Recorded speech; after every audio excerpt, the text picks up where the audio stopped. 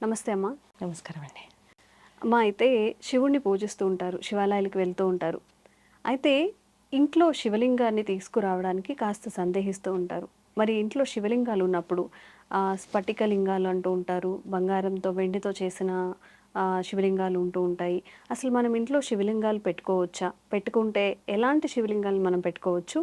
అలాగే ఇప్పుడు దేవుడికి భక్తితో మాత్రమే పని, కానీ ఖర్చుతో పని లేదు, డబ్బులతో అవసరం లేదు అని అంటారు.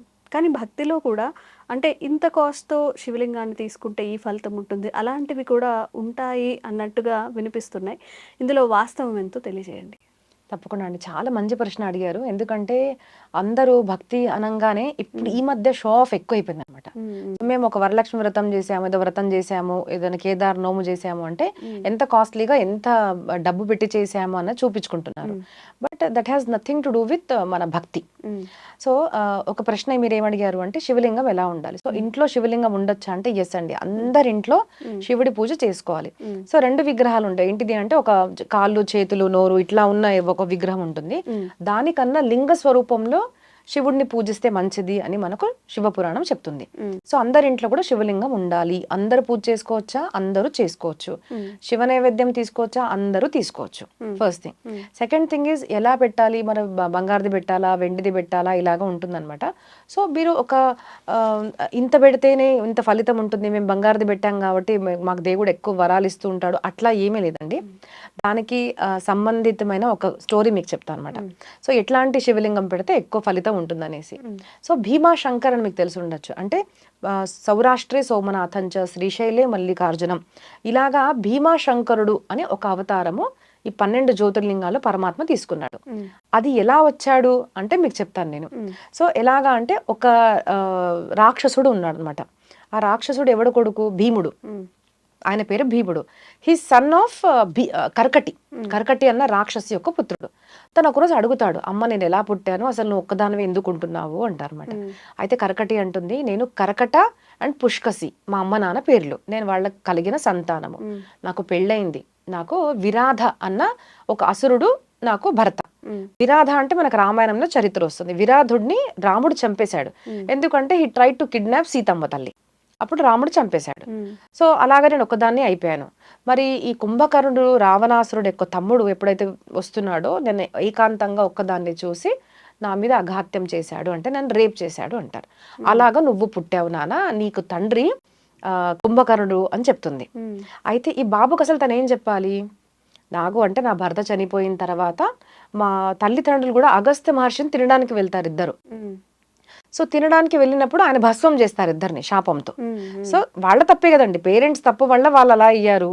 విరాధుడు కూడా ఒక లేడీని కిడ్నాప్ చేయబోతుంటేనే కదా ఒక రాజకుమారుడు అంటే రాముడు పనిష్ చేసింది.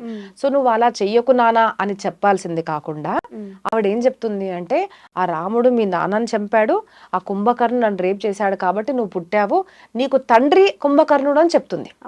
ఒక స్త్రీ ఇలా చెప్తుందండి. అందుకోసం అలాంటి మెంటాలిటీ ఉన్న వాళ్ళని మనము అసురులు అంటాం అనమాట, రాక్షసి అంటాం. లేదంటే వాళ్ళు మనలాగే నార్మల్ గా ఉంటారండి. మనము సీరియల్స్ చూసి వాళ్ళకి ఏదో కొమ్ములు ఉంటాయి, నల్లగా ఉంటారు ఇట్లా అనుకుంటారు, కానీ they are absolutely normal human beings మనలాగా. ఓన్లీ థింగ్ ఈజ్ వాళ్ళ కాన్షియస్నెస్ ఒకలా తప్పుడు వేలో వెళ్తుంది కాబట్టి వాళ్ళని రాక్షసులు అంటాం. సో అలా చెప్పంగానే తల్లి అలా చెప్పంగానే ఆ పుత్రుడు ఏమంటాడు భీముడు, నేను ఇంకా హరిని నాశనం చేస్తాను, సో హరితో శత్రుత్వం చేస్తాను, సో ఒక పని చేయాలి అంటే తపశ్చర్య చేయాలి. సో ఒక 1000 years పాటు, ఒక 1000 సంవత్సరాల పాటు తపశ్చర్య చేస్తాడు. బ్రహ్మదేవుడు ప్రసన్నుడు అయిన తర్వాత బ్రహ్మదేవుడిని అతులిత బలం మే అద్య దేహిమే కమలాసన అంటే, ఓ కమలాసనుడు, ఓ బ్రహ్మ, నాకు అతులితమైన బలాన్ని నువ్వు ప్రసాదించు అని అడుగుతారన్నమాట. అయితే తథాస్తు అంటాడు బ్రహ్మదేవుడు. సో చేశాడు కదండి, కష్టపడ్డాడు కాబట్టి ఆయనకు అది ఇచ్చేస్తారన్నమాట. సో బలం దొరకంగానే అంటే ఒక పదవి, ఒక బలం రాగానే మంచి వాళ్ళు ఏం చేస్తారు అంటే, నేను ఆ బలాన్ని, నా హోదాని 10 మందికి మంచి చేయడానికి ఎలా వాడుకోవచ్చు అనుకుంటారు. చెడ్డవాళ్ళు ఏం చేస్తారు, ఓకే నాకు పవర్ వచ్చింది, సో ఇప్పుడు నేను ఎలాగ అందరినీ మ్యానిపులేట్ చేయాలి, హింసించాలి, సో అట్లాంటి వాళ్ళని అసురులు అంటాం. సో భీముడు కూడా ఏం చేశాడు, ఓకే నాకు బలం వచ్చింది కదా, ఇంకా నన్ను ఎవరు పరాజితులు చేయలేరు కాబట్టి ఈ దేవతల్ని అందరినీ స్వర్గం నుంచి తీసేయడము, అంతే కదండి. ఇప్పుడు మన సామాజిక పరిస్థితి కూడా చూస్తే ఎవరి చేతుల్లో అయితే సత్తా ఉందో అలాంటి కొంతమంది ఏం చేస్తున్నారు, మా బోర్డు కింద ఈ ల్యాండ్ మాది అంటే మనం ఏకంగా ఆ ఇల్లు ఆ ప్రాంతమే ఖాళీ చేయాల్సి వచ్చేస్తుంది. సో ఒక సత్తాని తప్పుడుగా ఉపయోగిస్తున్నారు వాళ్ళు. సో ఇలాగ భీముడు చేయంగానే ఆ క్రమంలో ఏం చేస్తాడు అంటే కామరూపుడు అని ఒక రాజా, ఆయన పత్ని భార్య దక్షిణ, వీళ్ళిద్దరు మంచి రాజ్యం చేస్తూ ఉంటారన్నమాట. సో అక్కడికి వెళ్ళి పెద్ద రాజ్యం ఉంది, పెద్ద ఇల్లు ఉంది, ఇప్పుడు చేసే కొంతమందితో మనం రిలేట్ చేసుకోవచ్చు. సో ఇలా ఉంది కదా అనేసి మొదటి ఒక మనిషిని మ్యానిపులేట్ చేయాలి, సతాయించాలి అంటే చేసేది వాళ్ళ రాజ్యము, వాళ్ళ సేన, వాళ్ళ కోశము అంటే డబ్బులు.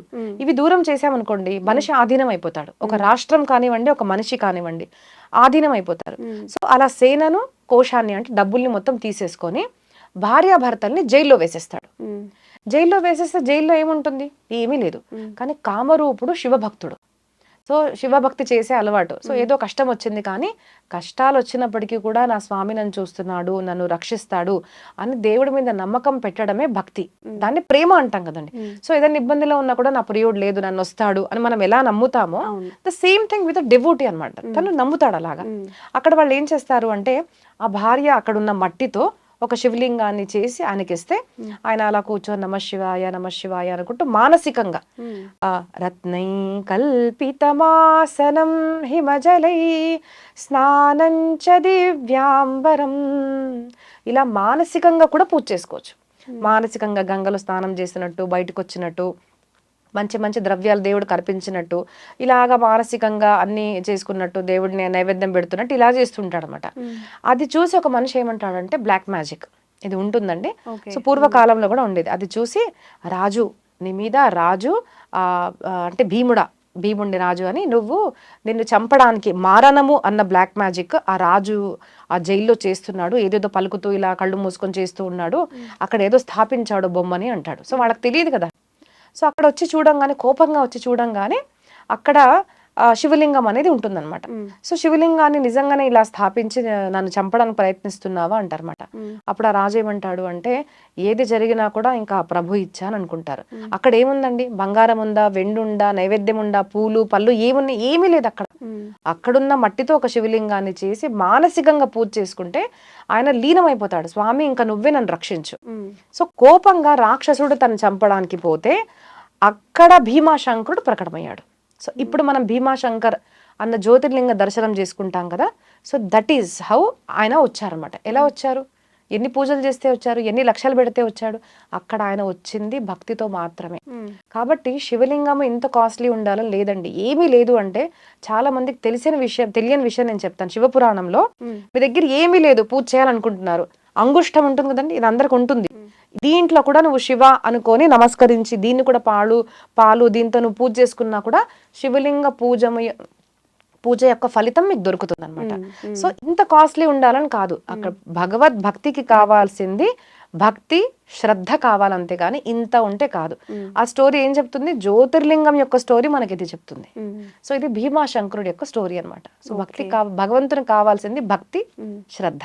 అయితే చాలా మందికి ఇంకేం డౌట్లు ఉంటుందంటే శివలింగం ఇంట్లో ఉన్నప్పుడు నార్మల్ గా టెంపుల్స్ లో ఉన్నప్పుడు నిత్యాభిషేకం చేస్తూ ఉంటారు, అట్లీస్ట్ ఒక్కొక్క చుక్క పడేలాగా అట్లా శివలింగానికి ఎప్పుడు అభిషేకం చేస్తూ ఉంటారు. మరి ఇంట్లో శివలింగం ఉన్నప్పుడు నిత్యాభిషేకం చేసుకోవడం ఒక్కొక్కసారి వీలవ్వకపోవచ్చు, అదేమైనా దోషం కిందకు వస్తుంది ఏమైనా చాలా మంది భయపడుతూ ఉంటారు. మరి దీనికి ఏమైనా వేరే పూజా విధానం కానీ ఏమైనా ఉందా? ఏమీ లేదండి. ఫస్ట్ అయితే మీరు పూజ చేసుకోలేరు ఇంట్లో అంటే మీరు పటాలు పెట్టుకోండి. ఎందుకంటే పటాలకు ఏమీ నియమాలు ఉండవు అనమాట. మీరు విగ్రహం గనక పెట్టుకున్నారు అంటే అది చూడండి, దేవుడు చెడు చెయ్యడు, కానీ మనం చేయగలుగుతున్నామంటే విగ్రహాలు తెచ్చుకోండి. దేవుడు మీరు పటం పెట్టుకుంటే మీకు తక్కువ ఫలితము తక్కువ భక్తి అనేది ఏమి ఉండదు, పటం తెచ్చుకోండి. కానీ శివలింగం అంటే ఒక మూర్తి స్వరూపంలో ఏ దేవుడిని తీసుకొచ్చినా కూడా పాలు నీళ్లు దీంతో రోజు అభిషేకం చేసేసి ఒక చందనం పెట్టి ధూప దీప నైవేద్యాలు పుష్పము ఇంత పంచోపచార పూజ చేసినా కూడా చాలు. ఒక నమస్కారము, నైవేద్యం పెట్టాలి. నైవేద్యం అంటే ఏదో చేసి పెట్టే అవసరం లేదు. ఒక గుడ్ అంటే బెల్లం కానివ్వండి, చక్కెర కానివ్వండి పెట్టి కూడా స్వామివారిని స్వీకరించండి, నమస్కారం చేసినా కూడా చాలు. కానీ విగ్రహ ఆరాధన ఉంటే మాత్రం నిత్యాభిషేకము అంటే చిన్నగా ఒక 10 minutes లో పూజ అయిపోతుందండి. ఇంత చేసి నైవేద్యం పెట్టి నమస్కారం చేసినా కూడా చాలు. కానీ విగ్రహాలు చేయకుంటే మాత్రం దోషం కలుగుతుంది కాబట్టి పటాలు పెట్టుకోవచ్చు. కానీ పటానికి దానికి ఏమి మీకు భక్తిలో డిఫరెన్స్ రాదు. మీరు చేయలేకపోతున్నారు అంటే ఇంట్లో విగ్రహాలు ఉన్నాయి, టెంపుల్లో ఇచ్చేసేయండి, ఎవరైనా గురువుకి ఇచ్చేసేయండి, బ్రాహ్మణులకి ఇచ్చేసేయండి, పటాలు పెట్టుకోండి, నమస్కారం చేయండి, ధూప దీప నైవేద్యాలు 5 minutes లో అయిపోతుంది అంటే. ఓకే. సో ఇలాగా అనమాట. నిజంగా చాలా చాలా మంచి విషయాలు తెలియజేశారమ్మా. థ్యాంక్ యూ అండి. ధన్యవాదాలు. జై శ్రీరామ్.